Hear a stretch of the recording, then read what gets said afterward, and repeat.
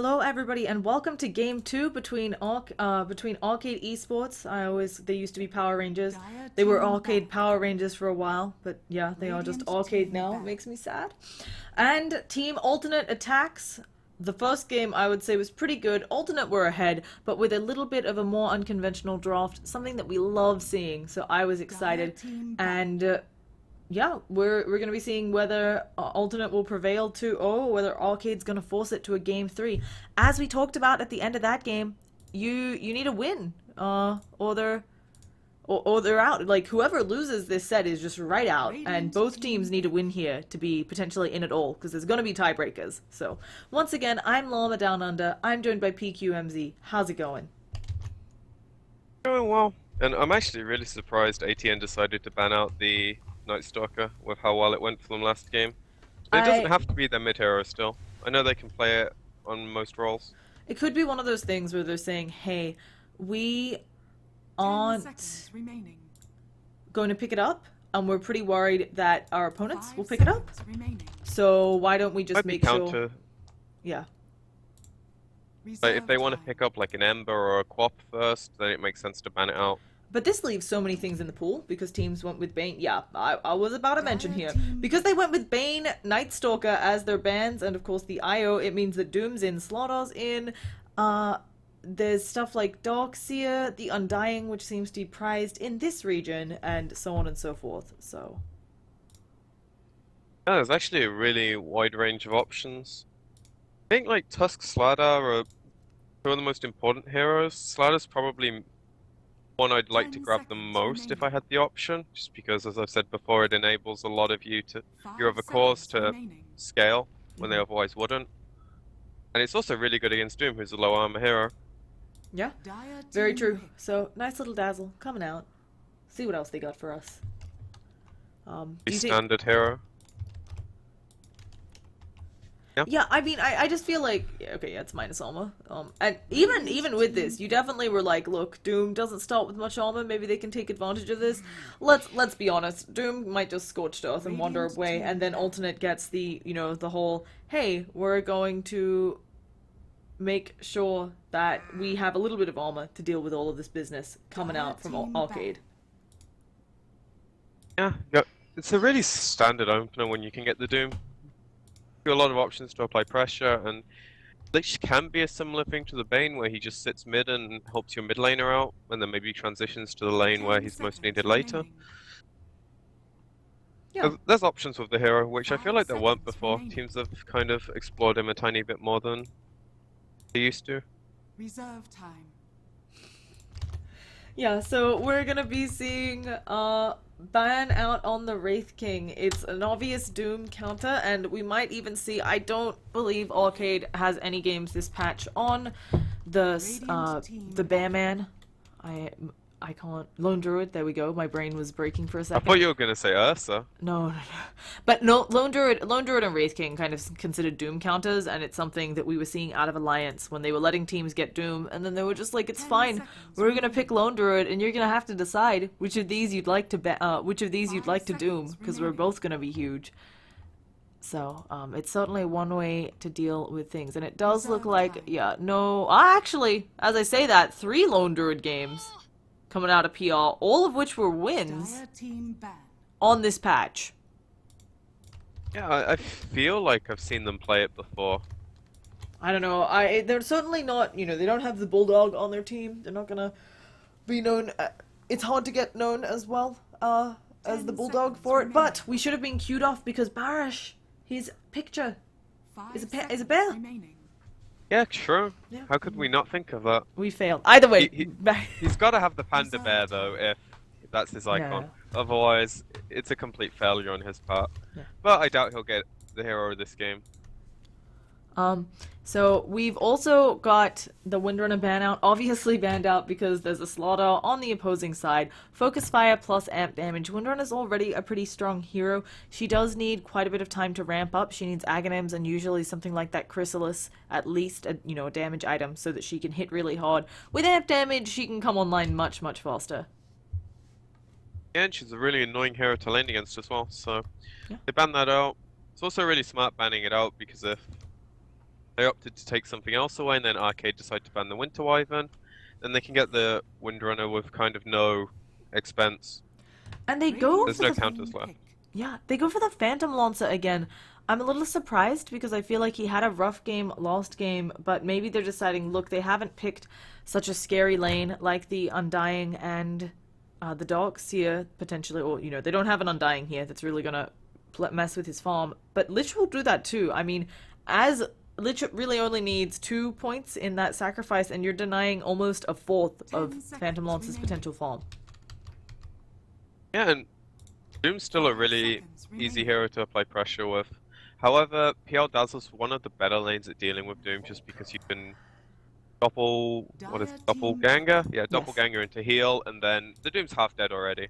So it's a lot of sense that they pick it up after banning the Ember as well, not wanting to give ATN the chance to maybe take the PL when they realize the counter's already banned out. Yep. But they go with the Invoker again for Supreme, who did a really good job on it the other day. It was a pleasure to watch. They didn't win, but it was amazing. He got so much work done. I love the hero. It's nice to see it again. Yeah. And I think it's not too bad this game because Slider's one of those heroes who likes to chase a lot, so does PL. And if you can catch them in Tornado EMPs, then they lose a lot of their mana and they can't do anything. It's also really good at finding out the Dazzle, stopping him, helping out any cores that are in danger. 100%. Now, Arcade, they have an opportunity to pick something else up here. I feel like Invoker can deal a bit with, you know, he has some illusion clear, so that's always nice. Usually the Tornado plus the EMP should wipe them all out, and it should help them as well with catching Phantom Lancer by surprise. They already have a defensive support on the Dazzle. Do you even try to go for something like the Wyvern as well, just to be super defensive? Now you've got this TA, you know, you got a minus Llama strat going on. Do you go with Wyvern so that your cores can be super aggressive, or... Or Arcade or ATN? Arcade. I think Arcade would probably adjust as to what ATN are doing right now. Because, as you said, they could go for something like the Wyvern. Would make a lot of sense. They could also go for something like Grasta to give them more tower pushing, more pick-off potential, which not the highest right now, but it's by no means bad, so they have a lot of options. Yeah. And this is something I was going to say, where if you pick the Invoker third, there is a lot of heroes that just demand help. Sorry, he's going to need a lot of help when he's playing against TA. Oh yeah, or Invoker many loses other mid. heroes. Like... yeah, and it's not just he loses it, he will literally not get a CS if the TA is on top of things. Yeah. Wyvern might kind of mess around with that a bit, but it's once, so maybe Invoker gets 4 creeps. It's definitely something where folks... Reserve time.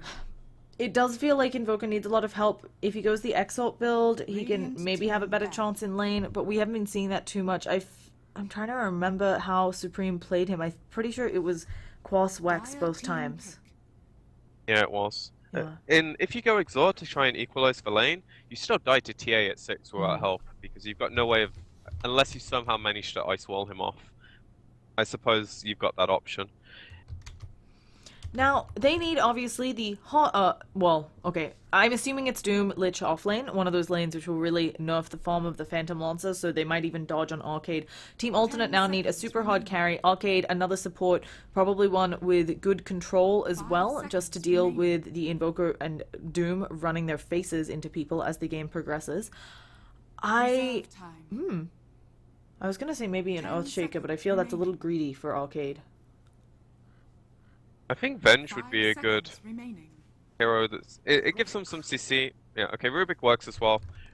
Easy ranged hero, gives you some defensive capabilities, and there's a lot of good spells to steal this game. Anything Invoker does is good. If you get Lich ulti, Wyvern ulti, or either of their nukes, and especially Doom, there's lots of good stuff going on. And this gives them a potential as well to go for an aggressive lane and put Slardar against the potential dual lane of Doom Lich. Even if it's just against the Doom, I think he does fine in that lane. Yeah. He and can ATN always... don't have a strong tri-lane right now. Slaughter does fine until the Doom hits 6, and that's really all you can ask for. So, now, Alternate, maybe just anti-mage again if you're feeling confident.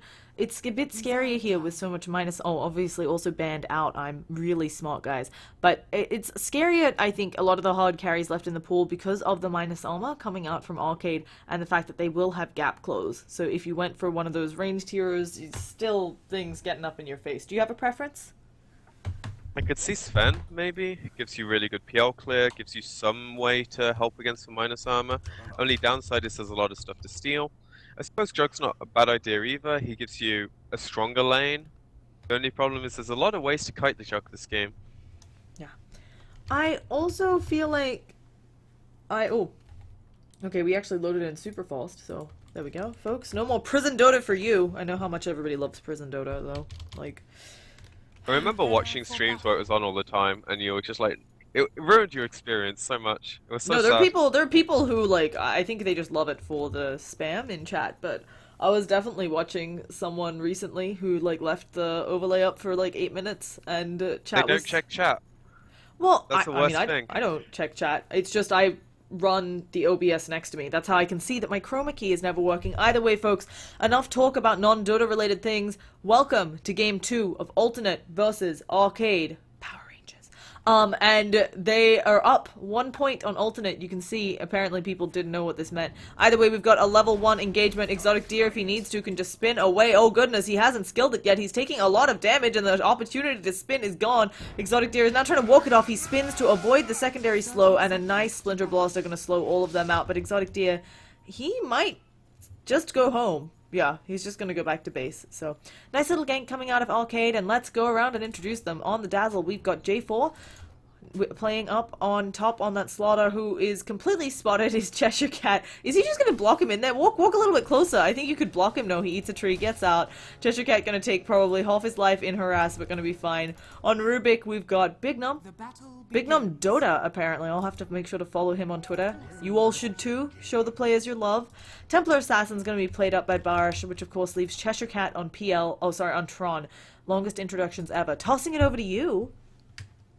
We have L on the Winter Wyvern, Exotic Deer on the Jug, Nisha on the Doom, Supreme on his Invoker, and Robert G on the Lich. And two things to point out. Going Splinter Blast at level 1 for the Wyvern to try and help his Jug.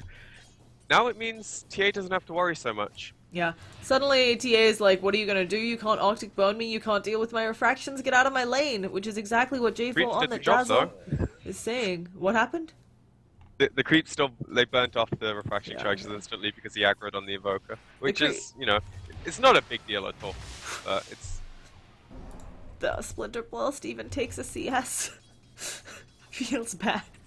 Either way, as we already talked about Invoker, this is a really rough lane for him, and we're interested to see how he goes. Exotic Deer on the bottom, already taking a lot of harass as well. His support is finally coming around, and they're not running the lanes I expected. I'm not sure if this was just because of the early rotations, but Robert is already down bottom. He needs to eat a creep. There we go. The changes to that. Oh goodness, but they're going to turn on him. They're going to throw it out. They also have a heal bomb, and Robert will be our first blood, one more auto attack. Really well played there. Big Num was actually trying to hold the auto attack because he thought PL might be able to get back in range, but no such luck. That's so greedy to go up there. When you know Rubik has boots from level 1 engagement, you know the PL probably has a mango because you would have seen it, or your team should have communicated it. But sure, you want to deny the creep, but that's a huge problem now because Arcade are gonna... Like, they're gonna have a level up on you in the lane because it took you so long to get there in the first place, and now they've got more gold than you, and aggressive tri-lanes can really snowball.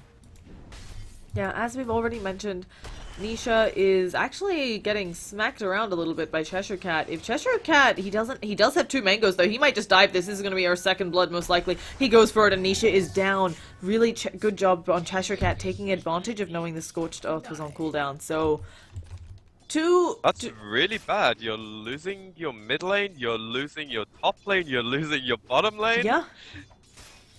It's only 2 minutes in though. It's entirely possible that this could turn around. But yes, as you point out, right now it's feeling like 3 lanes are lost, and And Jug's dead to a DJ yes. Rubik. As I turn down to look there again, we see Jug go down. So they're having a really rough time all over the map. It looks like for Alternate, not anything like this first game. Yeah, I think Arcade just caught them a bit off guard with the laning stage. I kind of saw it coming in the draft, but sometimes when you're playing, it's like, have your mindset on what you're doing, and your opponents are obviously doing the same thing. So they next level you and go for the aggro tri lane knowing what you wanted to do. And as I said at the start, ATN does not have the strongest tri lane, and Yeah. Arcade are abusing that very well right now. Strangely though, Supreme now suddenly has more lost hits than Templar Assassin. Also gonna drop a nice little EMP. She'll get the heal, but she loses a lot of mana there, and she should be able to get quite a few of these creeps under tower, but Supreme doing a surprising job of salvaging that. It's probably just because as soon as one support's there, TA can't like put the dominance from the early levels. Can't go up for the CS without losing a lot of regen, a lot of refraction charges, so even though the Wyvern didn't have Arctic Burn level 1, just the presence of the hero made it enough. And now Lick's just sitting here knowing the lane's not going well enough bottom. He can't do anything there. They're going to have a bit of Arctic Bone action going out on J4. A lot of harass. Splinter Blast as well. J4 is going to get pretty low, but knowing that L can't follow, going to be just fine. And Doom has now taken over the CS up top, but again, if he makes another mistake of that use on the Scorched Earth, Cheshire Cat may just go in ham. He's probably going to go for a crush here. Might crush Nisha in the creep wave. There we go. It's happening again. If Nisha isn't careful, he could fall here, and oh goodness, it's exactly what happened last time. Nisha, you need to walk it off. You're gonna take another slithering crush and go down. He's dead. Goodbye, Nisha. You're gonna get the bashes on Cheshire Cat. Well, he doesn't have it skilled up, but Nisha is trapped in a pickle. He's trying to wander around. He pops the salve. He might be able to get out of this one, but another slithering crush here. Scorched Earth. Oh, goodness. He just goes for the Doom, and he pops the Scorched Earth, and suddenly it is Cheshire Cat on the back line. We see Exotic Deer fall on the bottom, but Doom gets the kill in that prolonged engagement. So, Alternate get themselves on the board, but they lost more in the bottom lane, and this isn't looking great. Yeah, at least Doom salvaged his lane. He's basically 2 full levels ahead of the Slardar, and Zero, with enough of an advantage, maybe he finds an Elf Wolf, he can turn the game around the next 5 minutes just by being like a big hero that you can't deal with. Yeah. So, what do you do here? Exotic Deer clearly not getting the farm that he wants. He's 6-1 on lost hits with 2 deaths to his name. Do you rotate? Do you say, hey, we'll stack something for you, Exotic Deer? Maybe you can spin on it softly? There's nothing he can really do right now. It's just going to be how much he can get out of this lane while his other 2 cores get to the point where they feel like they're ready to fight. As soon as Invoker gets a few more levels up in both of his orbs, he can probably get a TP and look to do some counter ganking. Maybe they even get a kill on the TA here. She's got a lot of refraction on her, and Supreme, he's taking way too much tower damage. They failed to switch aggro in the middle of that gank, and while Barish does take a lot of harass, Invoker needed to back all the way up there. He was sitting below 100 health before he got tangos stuffed into him. So, Alternate having a lot of trouble. They definitely have the tools to come back though, because Invoker's actually doing fine mid. The Doom's eclipsing the PL on net worth, which you would kind of expect. So, if maybe next Doom he looks to go bottom, or he just looks to go mid, get a kill. Maybe And rotate Templar lanes then, they have is- options. Yeah, Templar Assassin is chasing down Robert G. I'm not quite seeing a way out of this, except there's a tornado coming out of Supreme. Should buy just enough time for Robert G to wander away. Supreme, though, now maybe in a spot of trouble. He's trying to knock those bottle charges off to Barash, and that should be it. And top lane, the Doom nearly goes down, but he sticks up. He has Doom available, but they're not chasing him. They're going for the Wyvern instead. Yeah, and I feel like this is just going to make them miss both kills. Slithering Crush doesn't manage to hit, and that means Nisha should be able to walk it off. They can see exactly where he is. He needs to kind of juke, but TA, I think, is going to get that kill. He tops the Doom onto her. He's now moving like a race car, and he no longer has the amp damage on him. And with the help of Invoker, are they going to turn this around? This is amazing. There's the Shallow Grave coming out, but I think that the TA is dead. Maybe she'll try to deny herself to creeps. Invoker manages to get that, but now he is surrounded, and Supreme going to be the casualty there. But, I mean, he got the kill on TA first, so I think they're okay with that. I mean, it could be worse, is what I'm trying to say. Just Doom things. I mean, that was a... This game, I feel like... I feel like it needs some Benny Hill music playing. That's just painful, because you can see him. You see he's at, like, 2 hits worth of HP. Then he dooms you, he Scorched Earths, and he's fine. I hate that hero so much. I feel At like least now we get to see why we hate the hero. I feel like the worst part is the Doom. He wasn't even at 2 hits. He had amp damage on him. He would have been dead. So Supreme actually still playing really ballsy in the mid lane. And I mean, this guy knows how to play Invoker, but I'm always surprised by how up there he plays, especially since the hero is not meant to do so well. I think it's actually, maybe I was completely overstating it, because just having the second hero there means TA can't ever really use her refraction charges to trade hits. Invoker can constantly like take them off from long range, and as soon as the refraction's down, if she ever uses it take advantage of that by harassing her out with cold snap, etc. So the lane is probably really bad, but they just played really well around it on ATN. And unfortunately, Arcade, they had the tri-lane to deal with, so TA didn't get help in the lane, but now she's getting the help from the stacks that they've been doing on the Ancients. And as we talked about Doom, just harassing everyone he can, because he's Doom. He might dive the tower, he might just kill all of these creeps for fun. But Supreme is here, and oh, they're probably gonna go under Big Num. Oh goodness, Supreme, he wants your body, he wants to kill you all, but we have TPs coming in. It's just gonna be the PL though, and they just drop an EMP. That's gonna drain a lot of mana on people. PL dodges it with a doppelganger, but the Doom comes out onto Cheshire Cat. Nisha should go down here. He doesn't have Scorched Earth, it's on cooldown from before. He pops his stick charges and a tornado again. Supreme with these spells coming out. Turn around, throw a rocket Tron. He's probably gonna get us the doppelganger. There comes the turn, and he's gonna actually go for the hit onto Tron because he's got the baby Dooblings. They're gonna throw more rocks, and they catch out the PL. Doom, while you know, you never want to die, but they got pretty worth out of that. That's so worth it. And again, I think he turned around, realizing I think he could have maybe walked away there, because PL would have had to give up his life either way to follow him, but a more sure kill, getting the baby Doomlings to pop out, since both of those rocks still have quite a bit of damage on them. And they don't cost any mana. And heaven forbid someone comes mid now into the double rocks and tornado from Poker. Yeah, that's 250 damage for free, pretty much. So yeah, they should change the damage on those things, I think.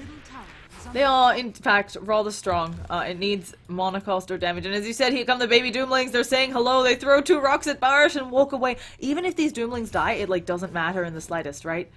They're like 14 gold or something, and Didn't get the gold from them anyway, so it doesn't matter. This is very silly. Just Doom things. Yeah, and it makes Enchantress actually a usable hero now if you get Mud Golems. But unfortunately, the flip side is Doom's better because of it. No. So, Big Num hiding in the trees. He has hit level 6 on the Rubik. We should really take a look at that. We've got a lot of, actually both Lich and Rubik have level 6. Not exactly what I was expecting. The other 2 supports doing a lot more roaming. So, but it's a good timing on that level 6 for them. It's something where sometimes from these supports we don't see it coming out until the 14-minute mark.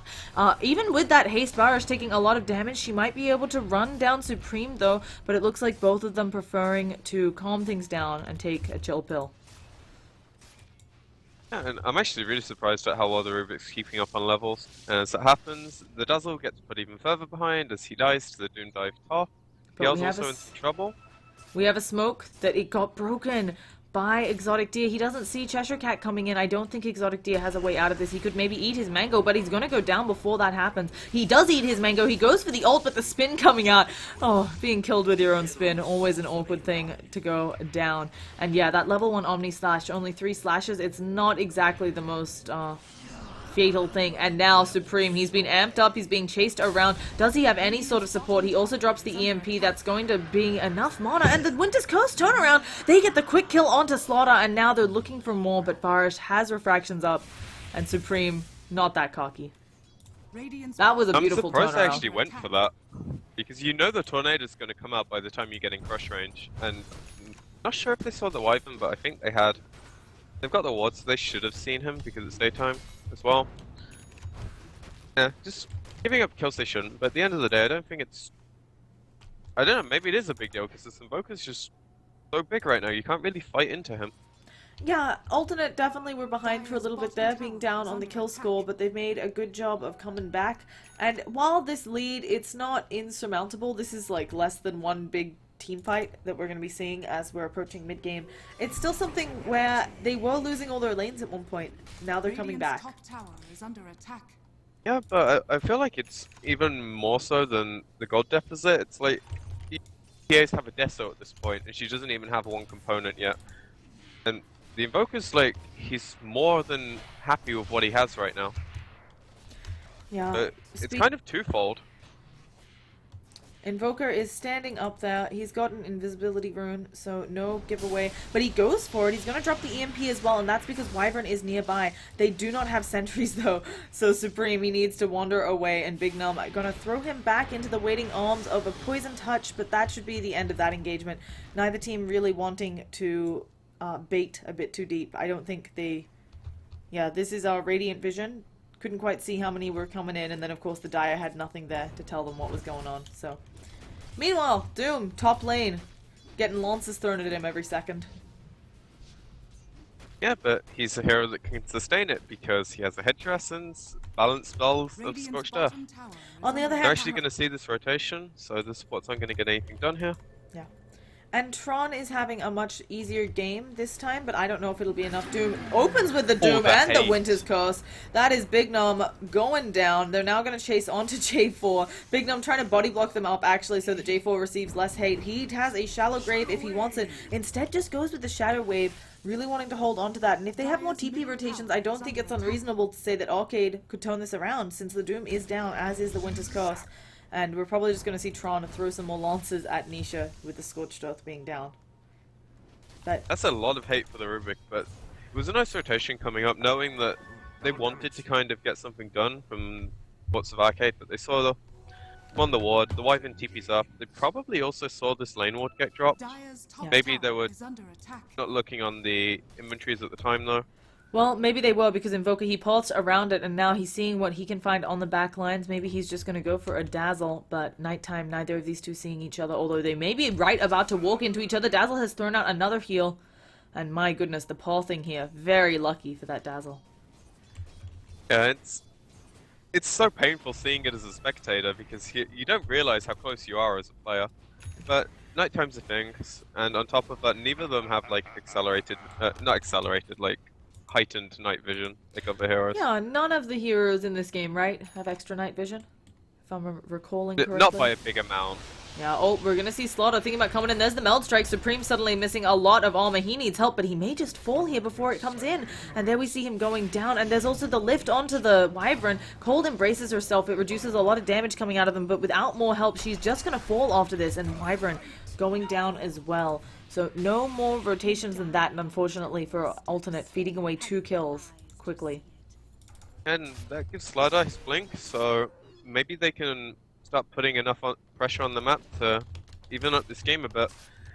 Roche is definitely good enough, though, if they don't feel like going for more kills, giving the TA an Aegis.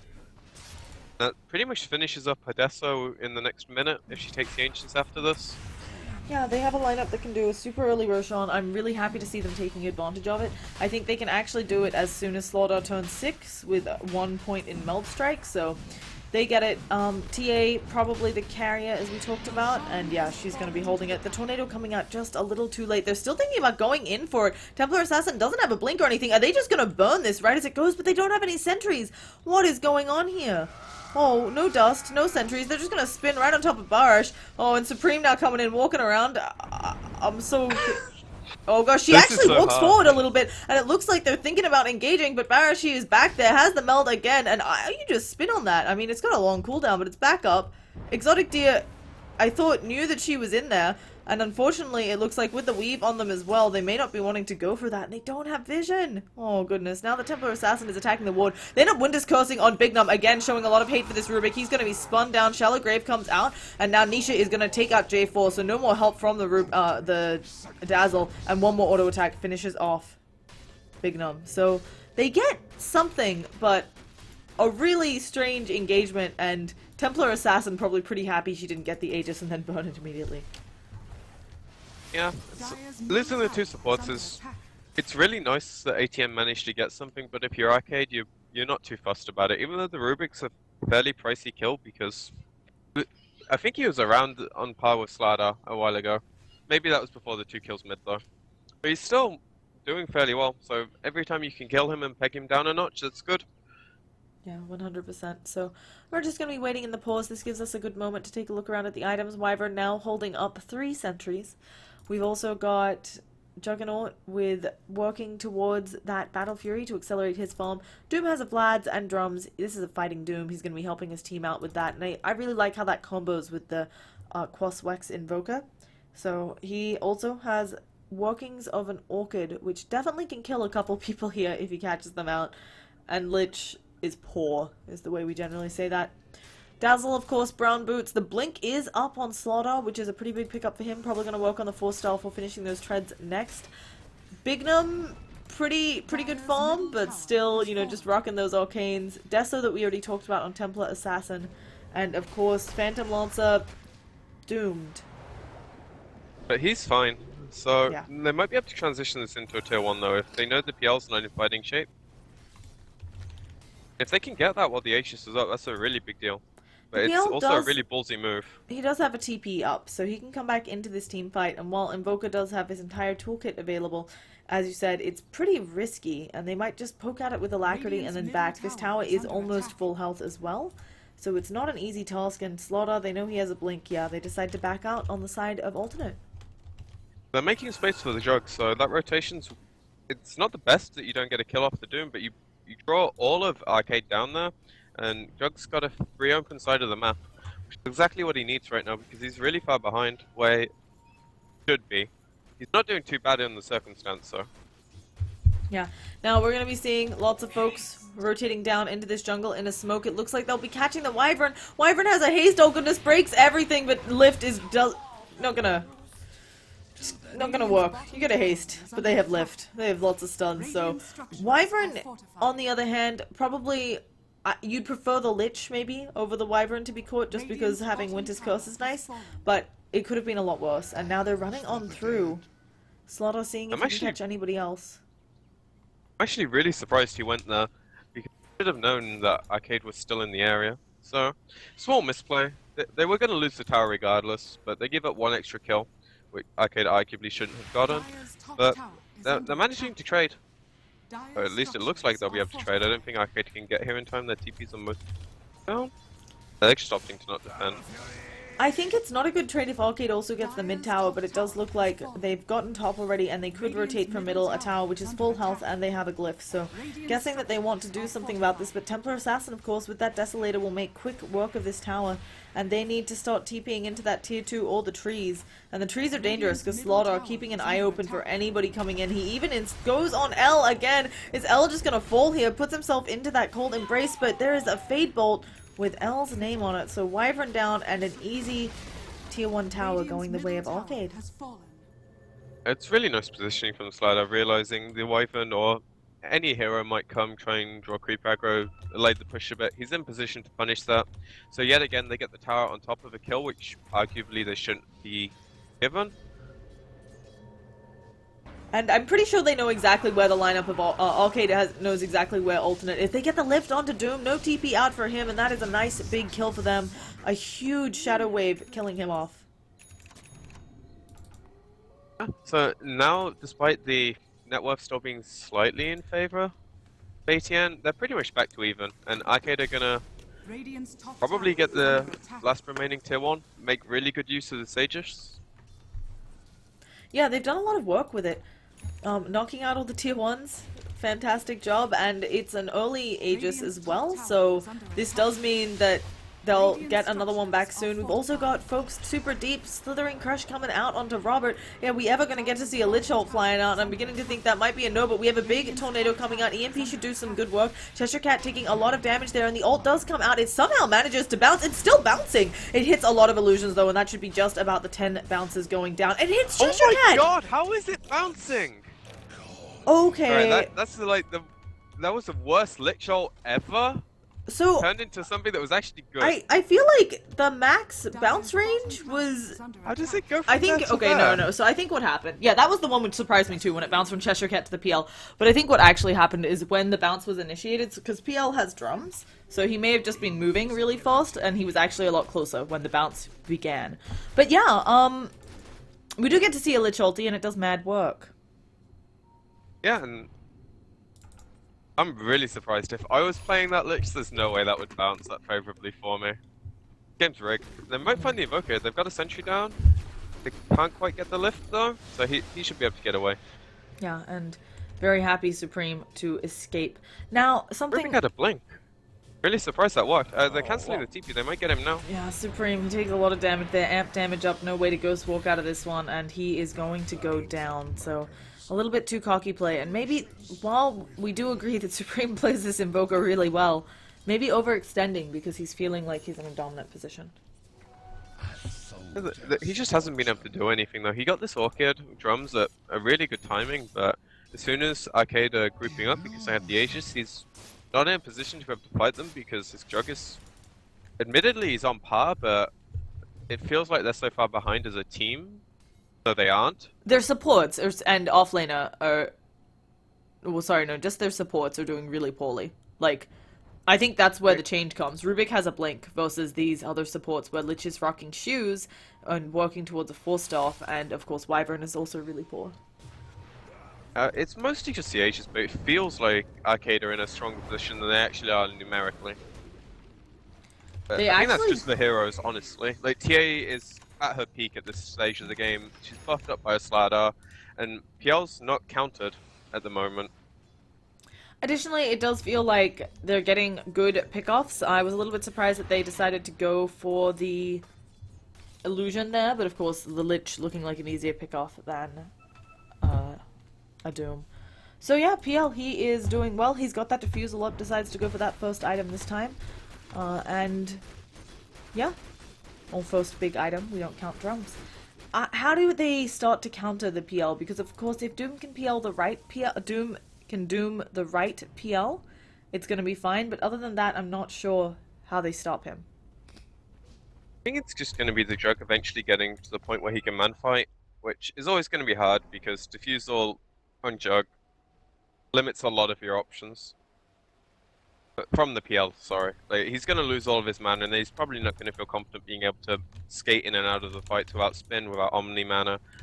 But if he gets big enough, he can definitely fight, so I wouldn't say the PL's, like, uncountered at all this game. Yeah. But on top of that, there's the TA to worry about. She's kind of the X factor here. She does have her just kill the Jug in, like, 2 hits.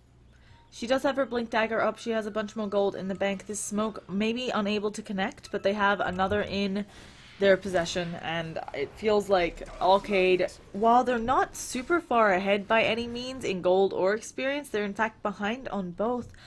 It does feel like it's their game to lose right now because they're at, as you said, kind of peak power. Yeah, and they should be able to maintain Roche control, which, when you pick TA on the dire side, especially Slardar and Dazzle as well, is generally why you do it. You can do it on Radiant as well, but it's just slightly easier to execute on die because of how the towers are, etc. Yeah, and we haven't seen Alternate able to make something happen, it feels like, in about 6-7 minutes. I kind of just splitting up really well. Like, if they are split, it's for PL who can't really get caught by the diffusal. Sorry, not the diffusal. The Orchid on the Invoker, because he has his own diffusal blade to purge it off, etc. He can always TP away after Cold Snap, blah blah blah. But the heroes that are vulnerable, they're staying in a group. Radiant's top tower is under And with that, Chetrakat is going to initiate onto poor Supreme, and he is alone. He throws out a tornado, but it's not enough. Big Gnome coming in with the lift. Supreme's going to fall again. Templar Assassin getting herself a nice little dominating streak. So, and tornado stolen. Yeah, that's a really big spell actually, if you can manage to stop maybe the Wyvern or the Invoker when he comes back up from doing things while you kill another hero. Yeah. You don't need long as the TA or the PL to actually kill a hero this game. 100%. Exotic Deer may have up his Yasha. I think he needs a lot more before he's ready to fight. You know, Manta, there's a couple things you can dodge out of here, but even then, it does feel like he needs some damage after that. Maybe... Yeah, he needs a lot. Yeah. And we're seeing Cheshire Cat again doing good work initiating things. He gets the Winter's Curse cast on him, but where is the damage? There it goes. A tornado dodged by the 4-staff. Well played there. And he's not going to hit him, but it might be enough damage. Nope, with the heals coming out, no way that Urn is taking him down. So, a nice escape by Cheshire Cat, and the Winter's Curse burned. This does mean that Alternate probably not going to be able to take a fight for a while. Might mean they concede this 2-2 bottom. Radiant's bottom Arcade are all tower is under rotating attack. down now, so unless ATN really feel like they can fight without the Winter's Curse, which I feel like they can't, is under attack. then this is gone for Radiant's free. bottom tower is Just under because of attack. that bad engagement. These Radiant's Jug's farming, meanwhile, structures they're trying to are push up mid with the Wyvern. They're actually rotating heroes down. It looks like they do want to fight. I'd be really surprised. This Doom doesn't have a way of fighting, and he's lost almost all of his mana. So they throw up a tornado, but Doom, he's already being gone on. They use the Cold Embrace, but your mana's still gonna all be stolen. Nisha, he's basically a big creep at this point. He tries to pop his one charges and the Shivas, but it's not gonna do much, and he goes down. They do get the Omni Slash onto Cheshire Cat, and now Tron, he's taking quite a bit of damage with a doppelganger forwards, and suddenly Supreme. He's on the back lines. Barash gonna use a cleave to kill him. Sorry, the meld strike to kill him, and the stolen Omni Slash coming out. Exotic Dia saved in the Cold Embrace. They're getting very low J4 falls. Tron has to use that doppelganger, but Exotic Dia, he can't turn and fight. He doesn't know which one's the real one. Own charge is flying out. Barash is low as well, but should have refractions in 4 seconds. If they can just throw another Splinter Blast, Radiant's I think bottom Wyvern could have tower has fallen. managed something, but it is rough, and the Wyvern may just be falling here. Just manages to live there. I'm really surprised they tried to fight that. Especially because by the time they got there, the tower was like already half dead and Arcade Did were in Big a Nom just... position. Yeah. He went for the Fade happened? Bolt. He went for the Fade Bolt onto L. So he blunked forwards, went for the Fade Bolt, and then instead Robert blasted him with the Frost Blast, and then L popped Arctic Burn and started attacking him. But Roshan is up, and it should be easy for the lineup of Arcade. Look at it go. Yeah, they're all half dead, but they don't care. They've got TA. Roshan has fallen Now this to is the dark. probably going to secure the remaining tier 2s, unless ATN can pull off some really nice smokes. No way they can actually initiate on the front. They need to find the backline. If they can find Sladder before the Grave comes out, that would be like ideal. 'Cause then all their stuns are gone, minus the Rubik. If you don't give him a big spell and you take out the Sladder before Grave, then you can have maybe a good fight. But those are really hard circumstances to hit. And now, both the PL and Templar Assassin are top of the net worth charts. It's looking rough for Alternate. How do they get back into this game? I think they just have to maintain like their high ground. Maybe withhold a few Aegis pushes and just get bigger. Because as the game goes on, Doom counteracts one of the heroes, especially TA, really well, because she's really fragile as the game goes on. And she's not going to feel comfortable just going into a fight when she's doomed. PL's countered kind of by Wyvern and Jug as the game goes on. And Invoker's a huge X factor. You know, if he gets level 25, Deafening Blast does really well against all their heroes. He has ways of disabling the Dazzle, so... Unfortunately, like... he's level 14. He didn't go for a Midas either or anything. Now we're going to be seeing a Slithering Crush initiation. The Doom has come out onto the Rubik. They've got the Tornado as well, and the Winter's Curse being used on Barish. Do they have the damage? Dazzle has fallen on the backline. The Lich ulti bouncing. It burns the first life on Barish, and now they're looking for more, but here comes PL Tron doing a lot of good work. Doing a lot of damage to Supreme. They burnt through the illusions with the Splinter Blast and Nisha. He's managing to run away, but the Healing Ward has been taken down, and Exotic Deer, the Omni Slash, is stopped by Tron, just splitting up into that doppelganger. They should be able to catch out Cheshire Cat here, but they would probably want some more. Either way, this is a good deal for them, and I believe the Dazzle bought back. Bought out. Yeah, J4 Yeah, that's bought back. huge.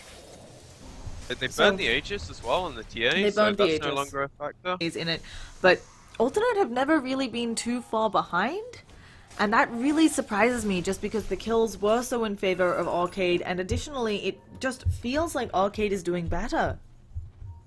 Yeah, but the Struts managed to keep up in farm despite the 1 or 2 team fights that I believe they shouldn't have taken. He's keeping toe-to-toe with his TA, which mostly due to the fact Arcade have been grouping up as a team trying to make things happen. They have made things happen, but it's just 1 or 2 missteps and suddenly it's all gone. Yeah, and we're gonna have a 4-star coming out of the Lich finally. Supreme has a DD, but he's not that scary. That's the okay. I was gonna say that's the other thing that I find surprising. Supreme hasn't shown us a new item in a long time, but there it is, a Deso. I really like it actually. I feel like it's risky though, just because if he ever gets caught out, he's already so squishy. The Wyvern's not a complete save. If Rubik manages to steal like a nuke, he can do like 700-ish damage. So it is risky, but I like the idea behind it. Yeah, and I also think that it's... what's the right way to say it? They need damage. They need damage sources that aren't just Jug. They can't bet it all on the Juggernaut right now. And so having a Deso on the Invoker, I mean, he can hit quite hard, and as he gets more points in Exhort, he'll be able to have a nice, solid Alacrity bonus. And that'll help out too. Yeah, I'm kind of surprised he didn't go for the AC instead, though, which I think it was him going for it the other day, where he'd like always transition into an AC. Game it would make a lot more sense, but maybe the Doom saying no, I'll go AC next, so we have as much armor as possible. And then the Invoker's just down to getting right-click items. Maybe he looks into a BKB next, or some kind of mobility item. Mm-hmm. Yeah, there are a lot of options here, and I actually have to say I think that these team fights will go more smoothly. Less, as you said, Invoker has to drop all of his spells well, but I'm actually more interested to see the itemization coming out of the Wyvern, because a Force Staff or Blink would do wonders here for L. Yeah, both would be amazing. It's just what if he feels he needs to counter-initiate, or if he feels he needs to save his team. Because it feels like a lot of the Winter's Curses have been onto one hero so far. Yeah, okay, as you said, they're used very defensively. I don't think I've seen one to initiate. It's been Cheshire Cat jumps in. We should probably Winter's Curse him before he kills us all.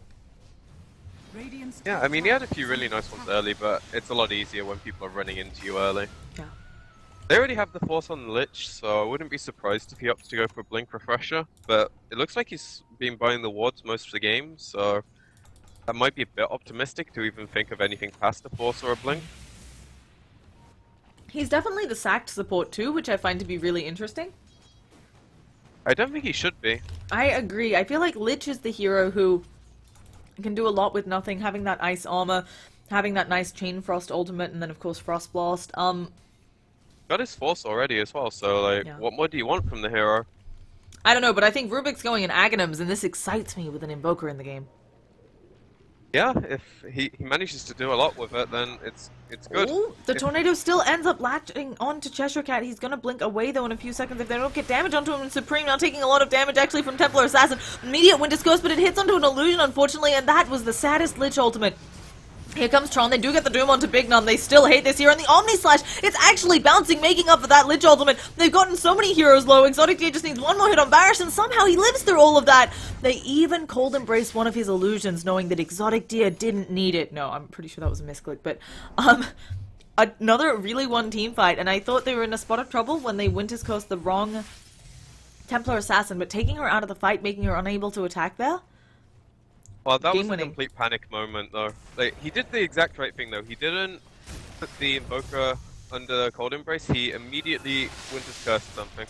And all they had to do there was stop the Invoker dying, which they did.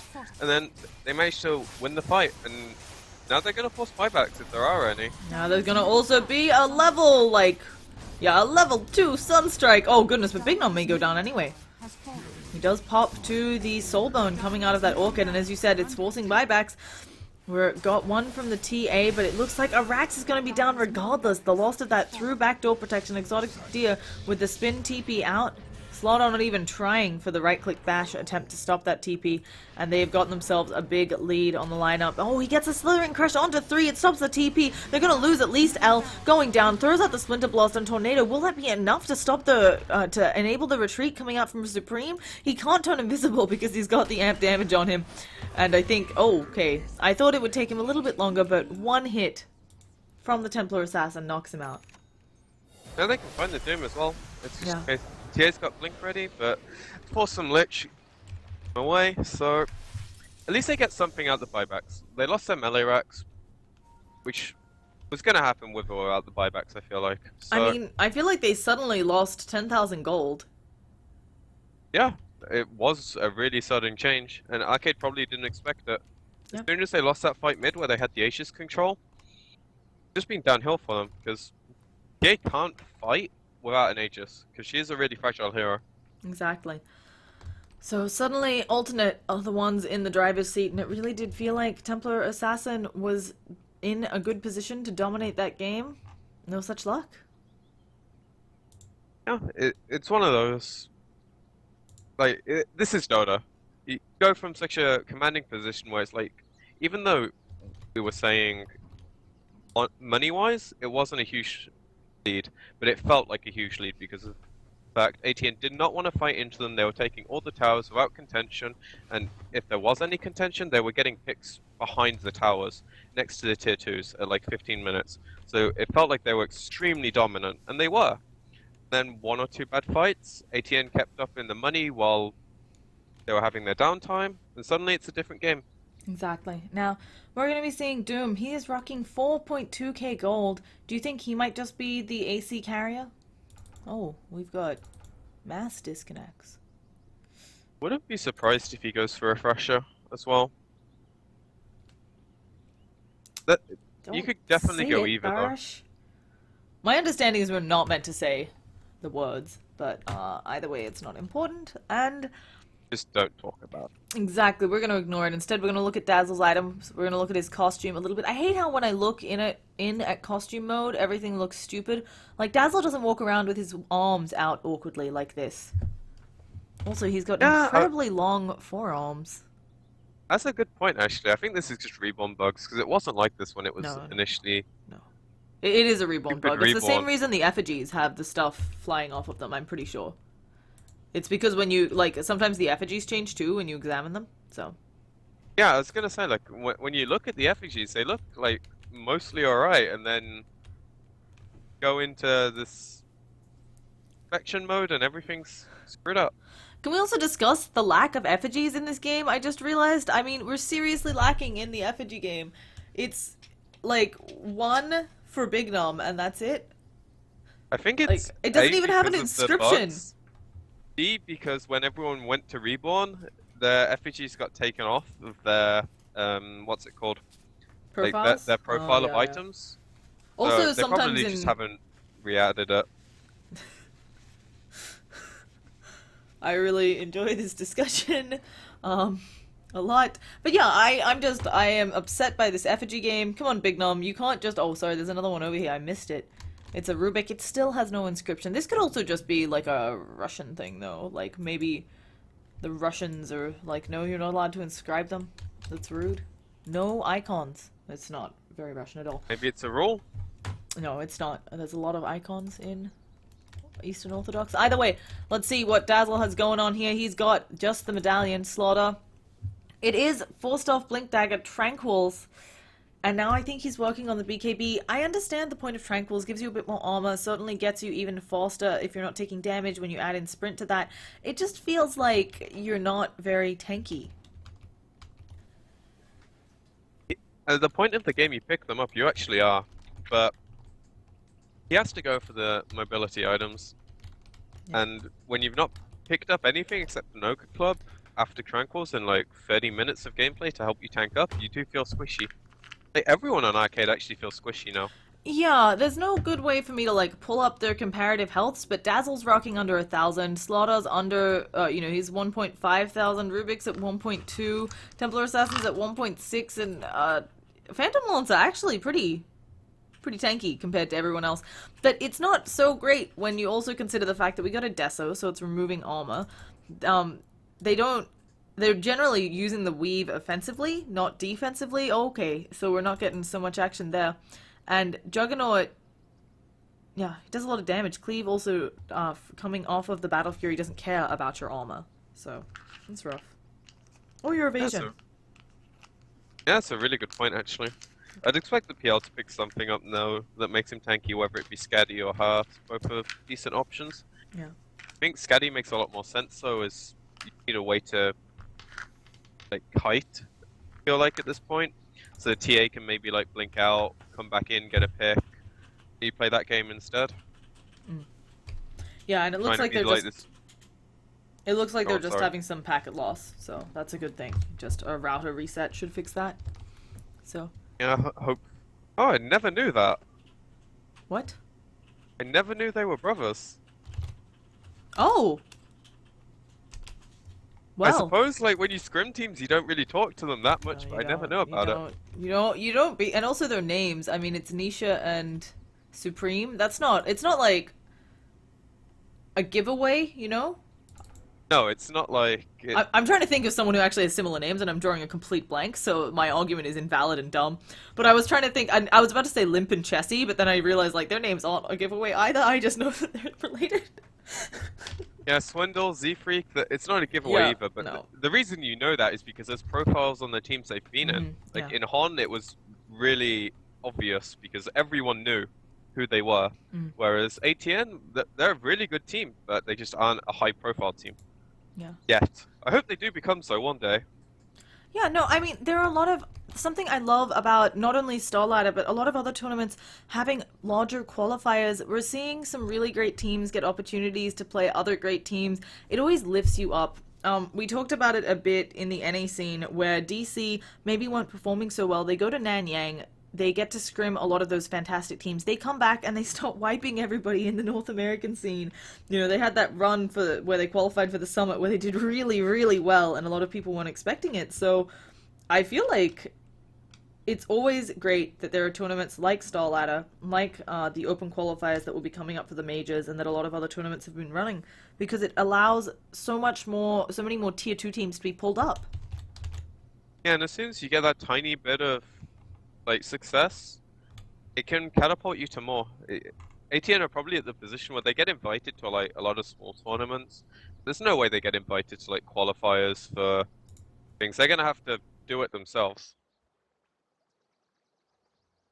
It's a hard life, honestly. You have to perform so consistently to get to the point where it's like, all right, you are now considered a team worthy of being invited to Or DreamHack. have big names. I mean, that's something where it turned out it was obviously valid, but I was actually really surprised when the first few tournaments out of the international, Secret were invited, because they were technically a new team, right? They'd had only one member remain, and while they had a lot of big names on them, it did definitely feel like they didn't have to play through any qualifiers for... Yeah, but that team was like...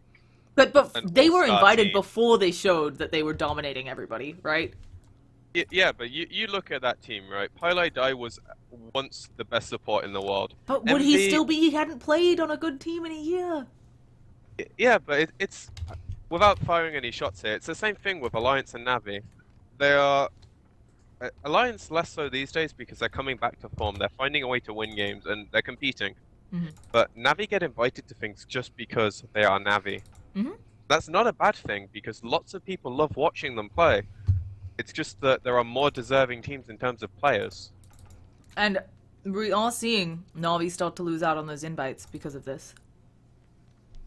Yeah, but everyone wants to see Dendi at an event. He's like such a charismatic guy. On top of that, he's really fun to watch play as well. Yeah.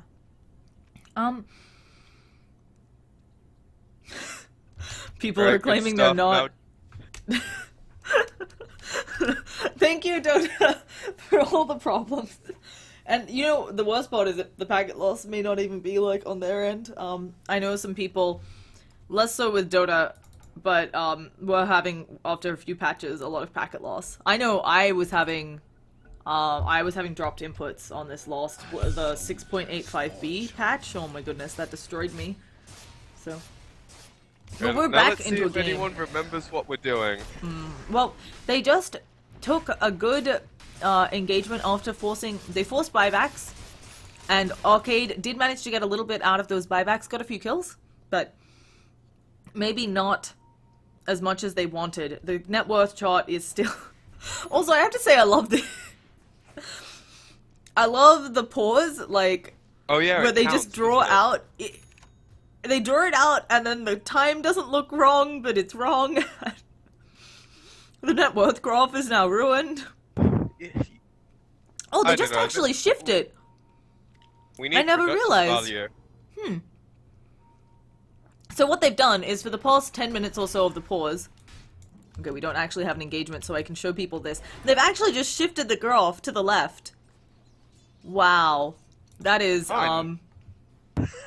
actually Alright, really this poorly is how written. we do things. So, but that is not important, folks. We should not. We've done enough trashing of Reborn. It's really hard to make a video game, folks, so we should not make fun of them. I can't remember when the Aegis expired, whether it was going to be a long or a short Roshan. It told us, but we will find out in a few shakes of a lamb's tail.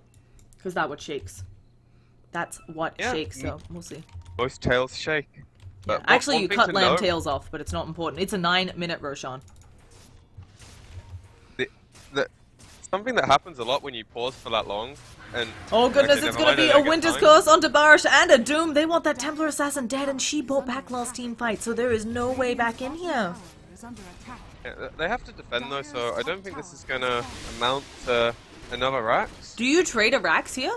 Because you have a Deso on your team, and they have PL. I think actually it is Arcade who may need to be returning, because they have excellent push on the lineup of alternate. They also could put more alacrities on people. Yeah, they are burning through these racks before the tower is even down. So suddenly, Wow, yeah. alternate getting a Rax, and this is the power of Deso plus a very pithy alacrity. Middle barracks. And Wyvern as well. Like he was there as on his own defending, and Arcade didn't feel comfortable. Oh goodness, we have an Omni Slash coming out. It doesn't hit on too many, but here comes the Lich ult. It unfortunately wasn't on J4 first, so it doesn't stop the TP, and there is no level def on cooldown to be a stun, so there's no stopping that, but we are going to see them get a Rax, and I think even though they didn't get the kills down bottom, you're probably pretty dang happy with a Rax, and it might even be another 5,000 gold for them. Yeah, that's huge. I really didn't think they'd be able to brute force the Rax like that after TPing the Wyvern down. But Arcade didn't respond like instantly. They had the Rubik come back, and I think they realized, okay, we want to trade here, and then they kind of went backwards and forwards, backwards and forwards. They managed to get the tower, whereas ATN took the entire Rax. Yeah. As you said, that's the Deso, Alacrity coming into play. Yeah, The Supreme item choices. more Deso Almost than like the he knows what he's Alacrity, doing. because it's still a pretty wimpy Alacrity. Only 2 Yeah, the attack points. speed makes a huge difference. Oh yes, of Especially course. when you have face boots. Yeah. It doesn't have any attack speed items outside of drums, which doesn't count. And I guess a bit from the Orchid. So, we've got a nice smoke coming around, and this could be the nail in Arcade's coffin, or if they can turn it around with their own smoke. But we're gonna see the loop. That was literally on the edge. Yeah, it was beautiful. But if they run But now uphill... they will run into each no, other, I they think. haven't yet. There's a blink forward. They're going for the Roshan. They know that it's up on the lineup of Arcade. If they sneak this, this is huge. And L could check come on, it. check. L could just fly over with that Arctic Bone, but he doesn't go for it. And the Roshan was God. actually being checked by the Forge Spirit, which is going to get destroyed. Ring of Aquila on the deck, but a big win for Arcade. Yes, their lanes are pushing in. Oh, here comes Doom, though. And this may just be an Aegis immediately going down. Barish has the cheese. He doesn't have the Aegis, and he is going to fall here. Winter's Curse, people poking away at him, and the Doom, I think, a bit too much. There might be the deny at the very least, but that isn't good enough, and they don't even get the deny. The Omni Slash, it looks like it was stopped immediately, but the return Doom for Big Num, this is why you Doom him instead, and they will be able to punish him, but Doom still doomed up. That's game. No Templar They're back on Assassin. TA. You think they'll just take the tier 4s here? Do you think we're over? Well, they can Rax or tier 4s. There's 50 seconds without TA. And Rubik doesn't have one either, but they don't know about that one, so they should Is under attack. count that he should maybe be here, but they don't care. Yeah, and they're going in hand. There is going to be the Omni Slash coming out. It wasn't actually used before. J4, he is going to shallow grave himself, but he may still take a lot of damage. They aren't attacking the real Tron. Exotic Dia actually going to take a bunch there, and now the Disarm coming out, but Tron, he still has Lances. He's just going to go down here. He doppelgangers away. That the Splinter Blast going to burn that Aegis. He has a secondary life. Let's see what he can do, but instead, Arcade, they just GG out, and alternate. No one expected it, but they 2-0 this set. After the first game, I was pretty confident seeing they'd be well in the second as well. And see, they know. Tiebreaker action. Oh, I hope yeah. you're right on that, otherwise it would look really bad. Yeah, they are definitely... We don't want to give people false hope. 100%. So, yeah, we are right on that because now we have 3 teams at 1-2, and of course Alliance in this group was 3-0. So there will be some tiebreaker action. Not sure when that will be scheduled for, but we do have a few days in between, which may be when tiebreakers are played. Either way, very exciting stuff, folks.